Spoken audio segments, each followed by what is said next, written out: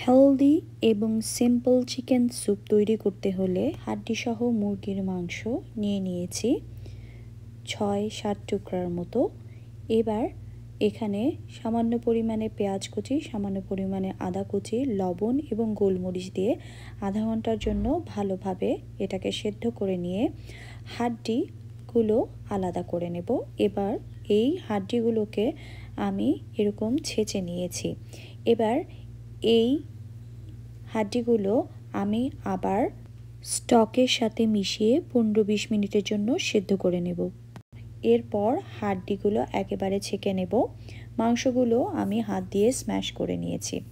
যদি clear soup খেতে চান তাহলে মাংস আর মিশ্রণের প্রয়োজন নেই। আর মাংস মেশাতে সমস্যা না থাকলে মাংস মিশিয়ে একটু সামান্য লেবুর রস দিয়ে এটা পরিবেশন করে দিতে পারেন।